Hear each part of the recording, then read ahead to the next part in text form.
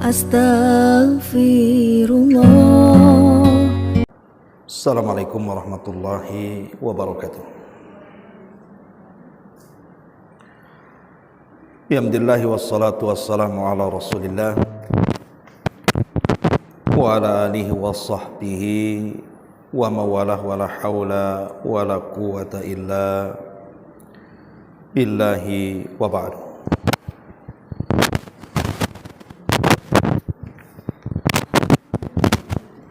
Alhamdulillah, segala puja dan puji hanya milik Allah subhanahu wa ta'ala. Salawat dan juga salam kita hadiahkan kepada Rasul kita Nabi besar Muhammad sallallahu alaihi wa ala alihi wasallam.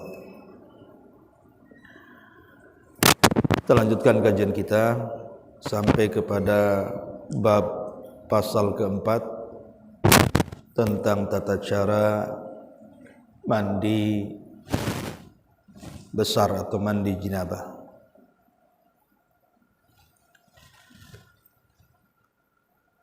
Ma'asyiral muslimat yang dimuliakan Allah Subhanahu wa taala.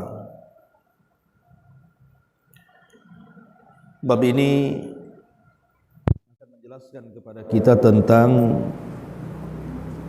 perhatian Islam terhadap kebersihan.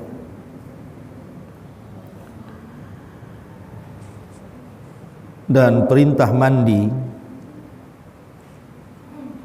di dalam Islam terkandung di dalam Al-Quran dan juga sunnah Nabi sallallahu alaihi wa ala alihi wasallam. Di antaranya di sini surah Al-Maidah ayat 6. Allah Subhanahu wa taala berfirman, "Wa in kuntum junuban fattahharu." Dan jika kamu dalam kondisi junub, maka mandilah. Kemudian terulang dalam surah An-Nisa ayat 43, wala junuban illa abiri sabilin hatta tagtasil. Jangan pula seseorang menghampiri masjid sedangkan kamu dalam keadaan junub kecuali sekedar berlalu saja sehingga dia mandi. Dan Nabi SAW mengatakan, idza tajawazal khitanu al-khitana faqad wajabal ghusl. Jika kemaluan bersentuh dengan kemaluan yang lainnya, maka mandi telah wajib atasnya. Artinya kalau seandainya seorang suami ataupun istri melakukan hubungan walaupun tidak mengeluarkan sperma, tapi kalau sudah bersentuhan antara kemaluan laki-laki dan wanita, maka sudah wajib mandi. Ini dalil yang disebutkan oleh pengarang di mana Islam mewajibkan mandi besar kepada setiap orang yang terkena junub. Tentu hal-hal yang mewajibkan mandi bukan hanya sekedar junub saja, tapi juga banyak. Jadi hal-hal yang mewajibkan mandi itu bukan hanya sekedar junub saja. Tentu yang pertama karena jinabah. Maksudnya karena melakukan persetubuhan antara suami istri. Ini sudah jelas karena ayatnya surah Al-Maidah ayat 6 tadi menunjukkan tentang wajibnya mandi. Kemudian yang kedua, berhentinya darah haid. Berhentinya darah haid. Dan itu berdasarkan surah Al-Baqarah ayat 222. Wa yas'alunaka 'anil mahid qul huwa adzan fa'tazilun nisaa fil mahid wa la taqrabuhunna hatta yathurna fa idza tatahharna fa'tuhunna min haitsu amarakumullah Innallaha yuhibbut tawwabin wa yuhibbul mutatahhirin. Mereka bertanya kepadamu tentang haid. Katakanlah, haid itu adalah satu kotoran. Oleh sebab itu hendaklah kamu menjauhkan diri dari wanita di waktu haid. Dan janganlah kamu mendekati mereka sebelum mereka suci. Apabila mereka telah suci, maka campurilah mereka di tempat yang diperintahkan Allah kepadamu. Sesungguhnya bertobat dan menyukai orang-orang yang mensucikan dirinya. Terjadi perselisihan ulama, Bu. Yang dimaksud suci itu maksudnya apa? Jadi kalau ibu selesai haid, apakah yang dimaksud itu dengan mengeringnya darah di kemaluan seorang wanita? Berarti sudah dianggap suci dan suami sudah boleh melakukan hubungan walaupun belum mandi. Ataukah yang dimaksud di sini memang mandi? Jadi belum dikatakan suci sampai dia mandi. Di sini perselisihannya. Ada yang mengatakan sampai dia kering, ada yang mengatakan sampai dia mandi. Tetapi pendapat yang kehati-hatian tentu mandi lebih baik. Karena di sini Nabi SAW mengatakan, umkuthi qadra ma kanat tahbisuki haidhatuki thumma igtasili. Berdiam-diamlah selama darah haidmu menahanmu, kemudian mandilah. Berarti Nabi SAW memerintahkan kita untuk mandi. Ini yang kedua yang mewajibkan mandi adalah ketika berhentinya darah haid. Kemudian yang ketiga, orang masuk Islam. Orang masuk Islam, maka telah wajib baginya mandi. Jadi kalau ada seorang mu'alaf, dia masuk ke dalam Islam, maka yang mengislamkan dia harus memberitahu bahwa di dalam Islam itu ada kewajiban mandi bagi orang yang masuk ke dalam Islam. Makanya di zaman Umar bin Khattab radhiyallahu an ketika dia masuk Islam, Fatimah ketika itu adik beliau mengatakan ketika Umar meminta lembaran Quran, maka Fatimah menganjurkan Umar untuk mandi. Kemudian Umar pun mandi, kemudian membaca Quran, tiba-tiba hidayah masuk.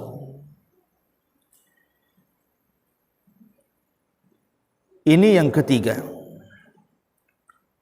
Adapun dalilnya di sini dijelaskan adalah memerintahkan Sumamah Al-Hanafi untuk mandi ketika dia masuk Islam. Jadi kisahnya begini, Bu. Sumamah ibn Asal Al-Hanafi ini dia hendak umrah, tetapi ketika itu kan agamanya masih di atas kesyirikan. Tiba-tiba kemudian ketangkap oleh kaum muslimin, maka dia pun diikat di tiang masjid, di tiang Masjid Nabawi.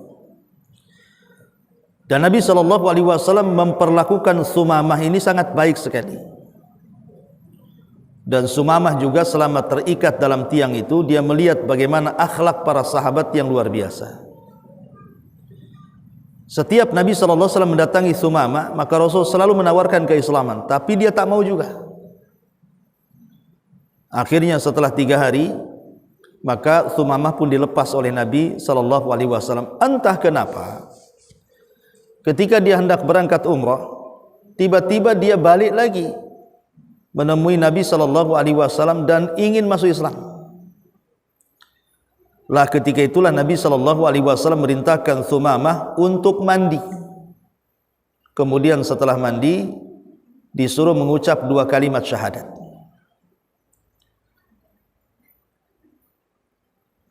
Lah setelah itu baru Sumamah diajarkan oleh Nabi SAW cara umrah menurut Islam. Maka Sumamah pun kemudian berangkat umrah. Tiba-tiba dihadang oleh para pembesar Quraisy dan hampir dibunuhnya. Tapi setelah mengetahui Sumamah ini pembesar di kabilahnya, maka mereka pun tidak membunuhnya. Apalagi kabilah Thumamah itu adalah pemasok makanan ke Mekah. Kalau sampai dibunuh bisa masalah. Ya. Syahidnya adalah Thumamah di sini mandi, baru kemudian mengucapkan 2 kalimat syahadat. Kemudian yang keempat adalah kematian.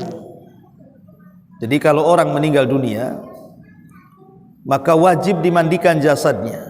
Dalilnya adalah ketika putri Rasul meninggal, Zainab bintu Nabi sallallahu alaihi wasallam, sebagaimana dalam hadis Bukhari, hadis ke-1255 dijelaskan bahwa Nabi memerintahkan untuk memandikan Zainab.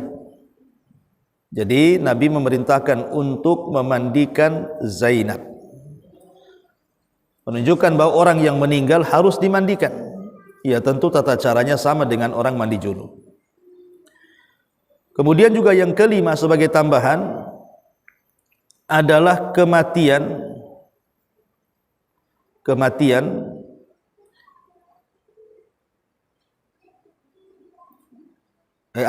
al-ihtilam. Ihtilam itu artinya mimpi. Seseorang mimpi basah gitu ya.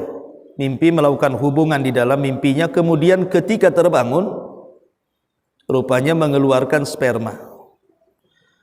Maka orang yang mimpi basah ini wajib mandi.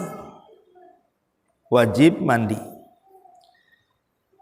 Lah dalam mimpi itu ibrahnya itu bukan masalah mimpinya, tetapi inti daripada mimpi itu adalah keluar spermanya. Jadi umpamanya seseorang bermimpi, dalam mimpinya dia melakukan hubungan suami istri. Kemudian ketika terbangun nampaklah ada sperma, maka wajib mandi. Kedua, seseorang bermimpi melakukan hubungan suami istri, ketika terbangun kok tidak ada sperma, tidak wajib mandi. Walaupun di dalam mimpinya dia melakukan hubungan. Tapi karena ibrah itu adalah keluar sperma, kalau setelah mimpi kok tidak nampak ada sperma yang keluar, berarti tidak wajib mandi. Kemudian yang ketiga, di dalam mimpi itu tidak ada hubungan antar suami istri itu. Tiba-tiba ketika terbangun kok keluar sperma, wajib mandi. Jadi ibrahnya itu adalah di keluar sperma, keluar air mani. Kalau sampai keluar, maka wajib mandi. Ya, wajib mandi. Termasuk juga mengeluarkan sperma dikarenakan perkara yang lain. Dia tidak mimpi, dia tidak melakukan hubungan suami istri, mungkin dengan cara dikeluarkan dengan cara lain sampai keluar, maka itu pun wajib mandi. Karena mengeluarkan sperma itu sudah diwajibkan mandi.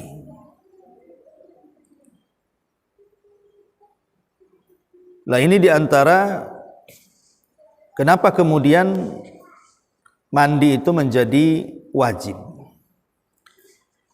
Ma'asyiral muslimat yang dimuliakan Allah Subhanahu wa taala. Kemudian juga wanita nifas. Ya, wanita nifas juga wajib mandi kalau sudah selesai nifasnya. Jadi kalau selesai nifasnya wajib mandi. Termasuk juga seorang suami istri melakukan hubungan tidak mengeluarkan sperma, Bu. Tetapi masalahnya antar kemaluan suami dan istri itu sudah bersentuhan. Walaupun hanya sekejap, berarti sudah mewajibkan mandi. Inilah perkara-perkara yang para ulama mengatakan sebab-sebab wajib mandi.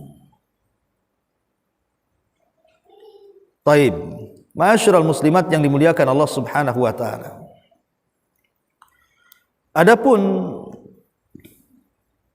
hal-hal yang mewajibkan mandi yang diperselisihkan tentunya ya. Ada yang mengatakan wajib, ada yang mengatakan tidak. Seperti seseorang mandi Jumat. Mandi Jumat ini memang ada yang mengatakan wajib, Ada yang mengatakan tidak. Diperselisihkan para ulama ya masalah mandi Jumat ini. Kemudian juga yang kedua, mandi ketika hari Id. Ketika hari Id dari terbit fajar sampai terbenam matahari.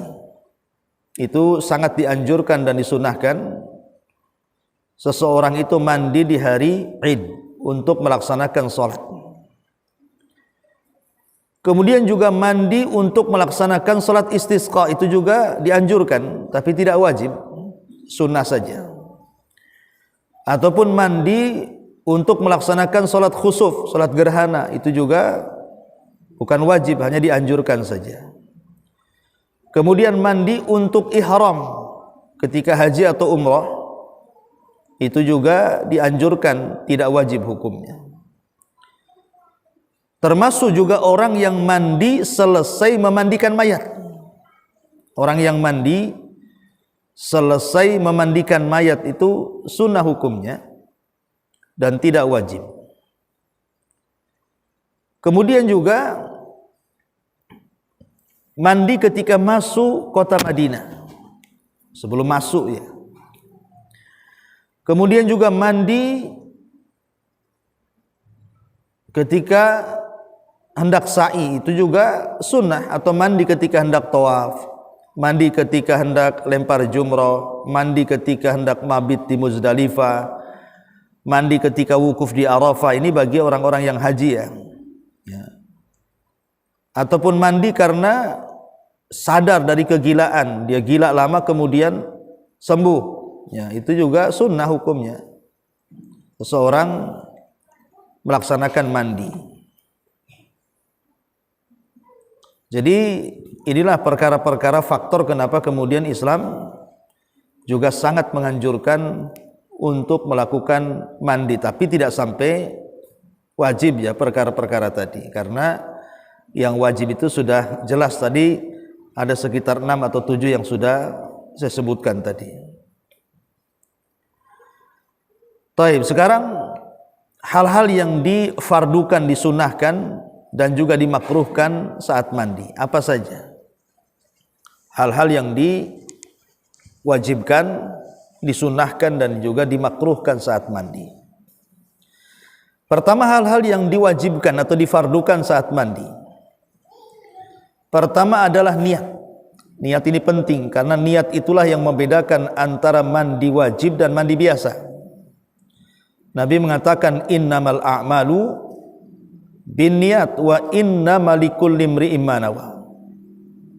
Sesungguhnya amal itu tergantung niatnya dan setiap orang itu akan memperoleh sesuatu apa yang diniatkannya. Jadi niat itu penting, jangan lupa. Sekali lagi, karena niat itu membedakan kapan ibu mandi bersih dan kapan ibu itu mandi junub. Kemudian yang kedua yang wajib adalah menyiramkan air ke seluruh tubuh secara merata. Menyiramkan air ke seluruh tubuh secara merata. Jadi jangan sampai air yang ditumpahkan ke dalam badan kita itu ada di antara badan kita yang tidak tersentuh. Jadi betul-betul merata dari ujung rambut sampai ujung kaki. Sampai pori-pori di rambut itu harus kena. Kemudian yang ketiga, menggosok salah-salah jari dan mengurai rambut kepala dan rambut yang lainnya, serta memperhatikan bagian-bagian anggota tubuh yang sulit tersentuh dengan air, seperti pusar. Kadang-kadang lupa gitu ya, pusar pun harus digosok gitu ya, supaya masuk air ke dalam lubang pusar itu. Pokoknya daerah-daerah yang sulit disentuh air ketika disiramkan ke seluruh tubuh, maka itu harus digosok dengan tangan supaya betul-betul tidak ada satupun kulit dalam badan ini kecuali tersentuh. Karena itu diantara kewajiban mandi, seluruh tubuhnya harus tersentuh air. Ini 3 perkara yang disebut dengan kewajiban yang harus dilakukan orang yang sedang mandi junub. Kemudian yang kedua, hal-hal yang disunnahkan. Pertama, membaca basmalah. Membaca basmalah itu hukumnya sunnah. Karena setiap perkara itu kalau dimulai dengan basmalah, maka akan berkah. Tapi segala sesuatu yang tidak dimulai dengan basmalah, maka akan hilang berkahnya. Maka bacalah basmalah sebelum melaksanakan mandi. Ya kalau seandainya mandinya di kamar mandi, ya jangan di kamar mandi baca basmalahnya, Bu. Ketika masuk, ya ketika di luar kamar mandi baca basmalah, baru masuk ke kamar mandi, karena tidak boleh mengucap basmalah di kamar mandi. Kemudian yang kedua, membasuh kedua telapak tangan. Ya ini kan permulaan lah, seperti orang berwudu, ya tentu telapak tangan dulu dibasuh. Kemudian yang ketiga, dimulai dengan menghilangkan kotoran. Jadi setelah membasuh tangan, ibu cebok, itu ya bersihkan di sekitar dubul dan kubur, bersihkan pakai sabun. Maka setelah kemudian dipastikan hilang kotorannya, hilang najisnya, baru kemudian yang keempat, mendahulukan anggota wudu sebelum membasuh tubuh. Jadi kalau bisa berwudu dulu. Kalau bisa berwudu. Memang wudu ini menjadi beberapa kaifiyah, beberapa cara yang disebutkan para ulama fikih. Bisa dengan cara wudu sempurna, Bu. Jadi sebelum mandi besar, ibu wudu dulu dengan sempurna. Seperti ya ibu yang ibu lakukan lah, wudu kan ma'ruf gitu ya. Atau yang kedua, ibu berwudu tapi tidak sempurna dengan meninggalkan kaki. Jadi kakinya itu dibasuh setelah mandi. Tetapi kebanyakan tata cara mandi, maka sebaiknya berwudu dengan cara sempurna. Ya seperti ibu wudu hendak sholat, berwudu dulu seperti itu. Baru setelah kemudian berwudu,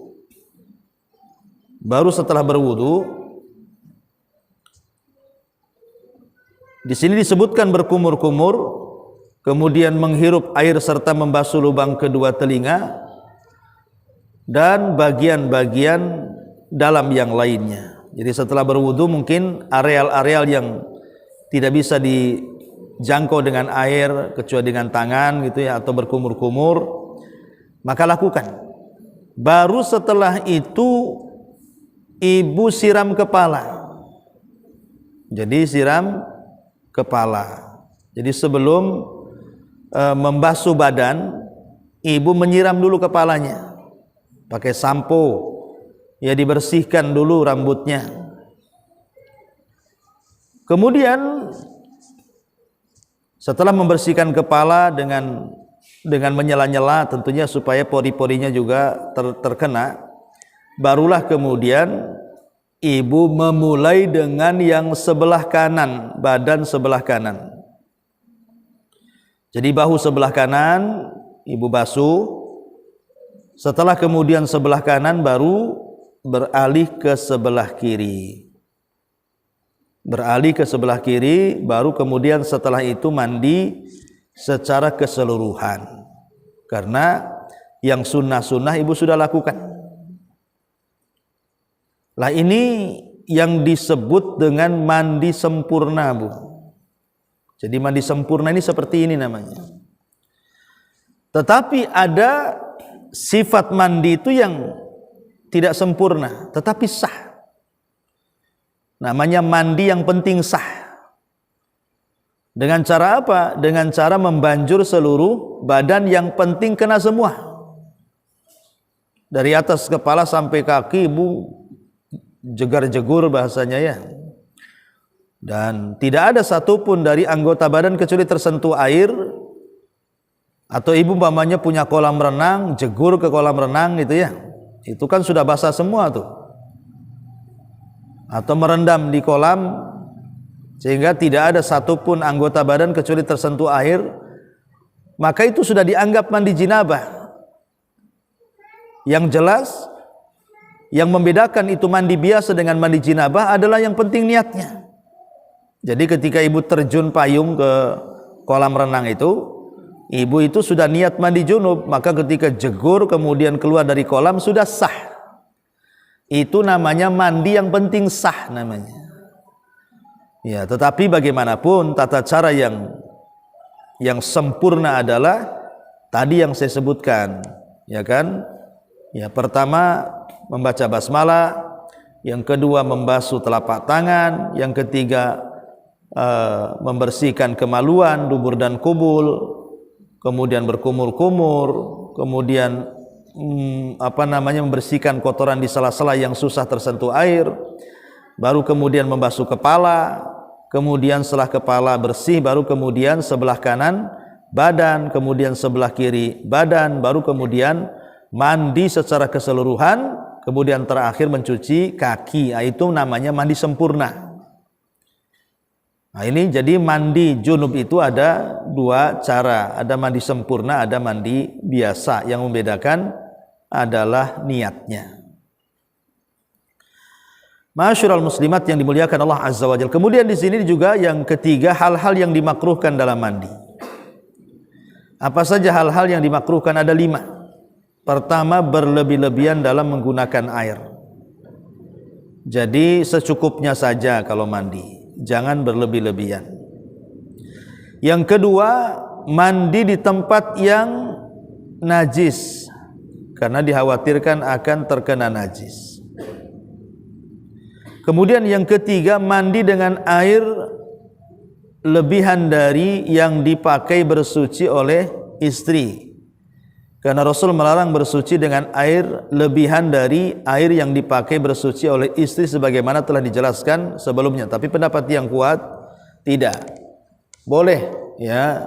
Pendapat yang kuat boleh kita menggunakan bekas sisa orang lain mandi. Karena Rasul pun pernah mandi satu bejana dengan Aisyah. Kemudian yang keempat, mandi tanpa penutup berupa dinding atau benda lainnya berdasarkan sebuah hadis yang dikatakan oleh Maimunah, wada'tu lin-nabi ma'an wa satartuhu faghtasal. Aku meletakkan air untuk Nabi dan aku menutupi beliau lalu beliau mandi.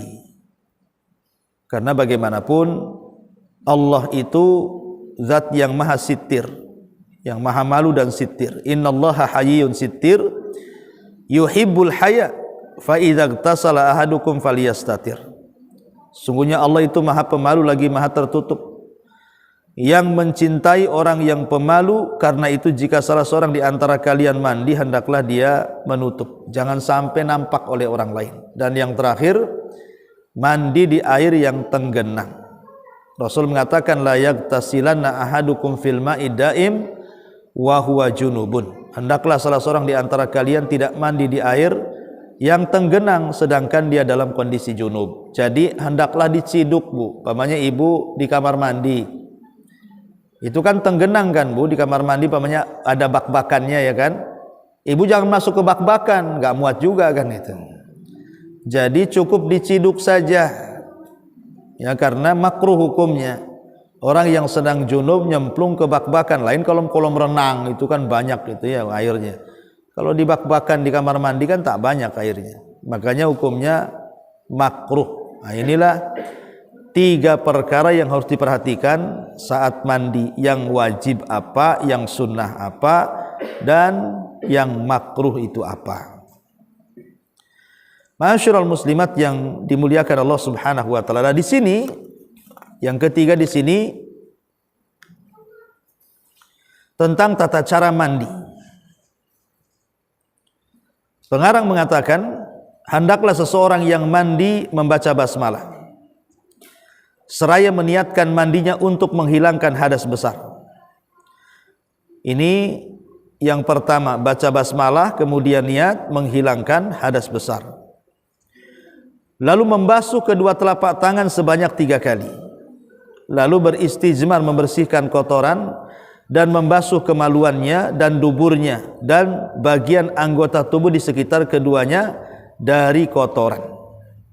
Lalu berwudu seraya berniat menghilangkan hadas kecil tanpa membasuh kedua kaki.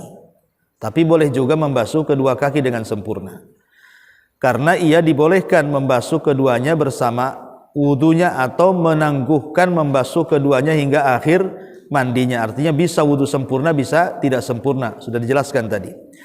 Lalu membenamkan kedua telapak tangannya ke dalam air, lalu mengurai pangkal rambut kepalanya dengan kedua telapak tangannya, lalu membasuh kepalanya dan kedua telinganya sebanyak 3 kali dengan 3 kali cidukan. Lalu menyiramkan air ke bagian tubuhnya yang sebelah kanan dari atas ke bawah, lalu menyiram ke bagian tubuhnya sebelah kiri dari atas ke bawah. Pada saat menyiramkan air ke tubuh, maka yang perlu diperhatikan adalah bagian tubuh yang tersembunyi yang sulit tersiram air, seperti pusar, bagian tubuh yang ada lekukan di bawah kedua ketiak, bagian tubuh yang ada di bawah kedua lutut, dan lain-lain. Itu diperhatikan, harus kena air, ya. Hal ini berdasarkan keterangan Aisyah, apabila Nabi SAW hendak mandi jinabah, beliau memulai dengan membasuh kedua tangannya sebelum memasukkan keduanya ke dalam tempat air, kemudian membasuh kemaluannya dan berwudu seperti wudu untuk menunaikan sholat, kemudian membasahi rambutnya dan menyiram kepalanya sebanyak 3 kali, selanjutnya menyiram air ke seluruh tubuhnya. Itulah tata cara mandi junub yang benar, sesuai dengan sunnah Nabi sallallahu alaihi wasallam. Kemudian di sini pembahasan terakhir, hal-hal yang dilarang saat jinabah. Apa saja hal-hal yang tidak boleh ketika ibu itu sedang junub? Pertama di sini membaca Quran, kecuali ta'awudz dan yang sejenisnya, doa yang disandarkan kepada sabda Nabi SAW, la taqra'ul haid walal junub syai'an minal Quran. Perempuan yang sedang haid serta orang yang sedang junub tidak dibolehkan membaca sesuatu pun dalam Al-Quran. Kemudian berdasarkan keterangan Ali bahwa Nabi SAW biasa membaca Al-Quran kepada kami pada setiap kesempatan selama beliau tidak sedang junub. Tetapi alhamdulillah Bu, sekarang Allah sudah mudahkan, ya kan? Allah sudah mudahkan dengan adanya mushaf, dengan adanya mushaf yang terdapat dalam handphone. Jadi ibu boleh kemudian juga membaca Al-Quran lewat mushaf, karena kan ada yang mengatakan bahwa mushaf itu berbeda dengan handphone. Handphone bukan mushaf, dan mushaf bukan handphone. Jadi handphone ya sendiri, karena dia bisa dihilangkan, bisa dimunculkan dengan aplikasi itu. Maka sebagian para ulama mutaakhirin kontemporer mengatakan tidak mengapa seseorang yang sedang haid, sedang junub membaca Quran lewat handphone, tetapi dilarang keras lewat mushaf, ya kan? Ini yang harus ibu perhatikan juga. Kemudian yang kedua, memasuki masjid kecuali hanya sekedar melintasnya. Umpamanya ngambil sesuatu di masjid, entah ketinggalan tas, ketinggalan dompet, ketinggalan apa gitu kan, hanya sekedar melintas saja maka boleh. Tapi kalau i'tikaf maka tidak boleh. Kemudian yang ketiga, menunaikan salat, baik salat fardu maupun salat sunnah. Terlarang orang yang sedang junub dia melaksanakan salat, bahkan tidak boleh puasa. Ya, hal-hal yang dilarang, bukan hanya sholat saja. Orang yang sedang junub itu puasa pun kalau bagi orang haid tidak boleh, ya, tapi kalau puasa bagi orang yang junub boleh. Maksudnya ibu berhubungan suami istri, kemudian lepas subuh belum mandi, sahkah puasanya? Puasanya sah. Tapi bagi orang yang haid tidak bisa. Orang haid tidak bisa puasa. Tapi kalau orang yang junub boleh. Tapi khusus sholat, mau yang junub mau yang haid tidak boleh. Dua-duanya terlarang. Karena Allah mengatakan di sini, ya ayyuhalladzina amanu la taqrabus sholata wa antum sukara hatta ta'lamu ma taqulun wala junuban illa abiri sabilin hatta taghtasilu. Wahai orang-orang yang beriman, janganlah kamu salat sedangkan kamu dalam keadaan mabuk sehingga kamu mengerti apa yang kamu ucapkan. Jangan pula menghampiri masjid sedang kamu dalam keadaan junub kecuali sekedar berlalu saja hingga kamu mandi.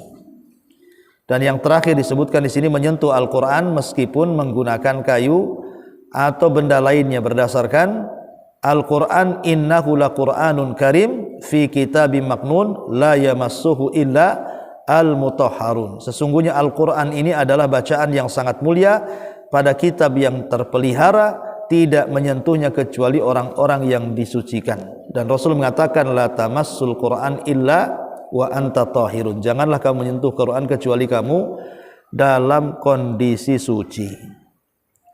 Inilah diantara pembahasan tentang tata cara mandi junub, apa yang wajib, apa yang sunnah, dan apa yang makruh, dan apa hal-hal yang tidak boleh dilakukan orang yang sedang junub.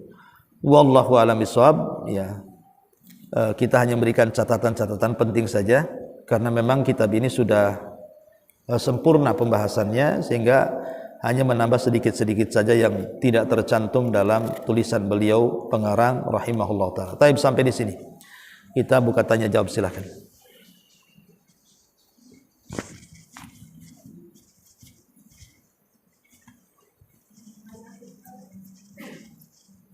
Ya.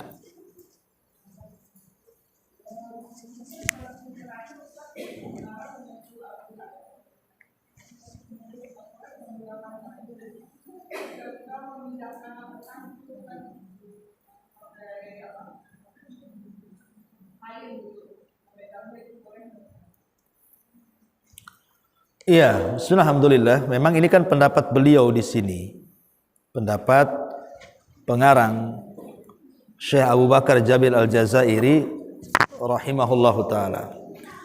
Tapi kalau menyentuh Al-Qur'an itu tanpa bersentuhan secara langsung, seperti menggunakan kain, nggak masalah, ya, dipindah seperti itu. Tetapi sekali lagi yang penting adalah jangan sampai gara-gara ibu sedang haid tidak baca Quran. Ibu bisa baca dengan hafalan ibu, ya, ibu bisa membaca dengan hafalan. Ataupun sekali lagi ibu bisa membaca dengan cara pegang handphone, karena handphone itu bukan mushaf. Jadi bisa menggunakan aplikasi yang ada di handphone. Sehingga karena di waktu haid itu kan orang lagi malas-malasnya kan, Bu, kadang-kadang malas zikir, malas ini, maka jangan sampai kemalasan itu kemudian menjauhkan ibu dari ibadah. Maka bisa menggunakan alat-alat handphone yang ada di tangan-tangan ibu untuk melihat Quran. Tapi kalau memegang mushaf secara langsung sebaiknya dihindari.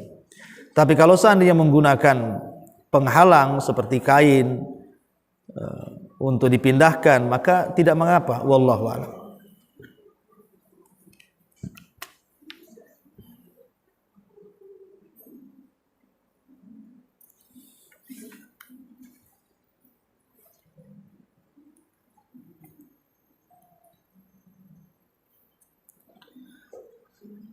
Taib, kalau tidak ada yang bertanya, sampai di sini subhanakallahumma bihamdika asyhadu an la ilaha illa anta astaghfiruka wa atubu ilaik. Allahu a'lam.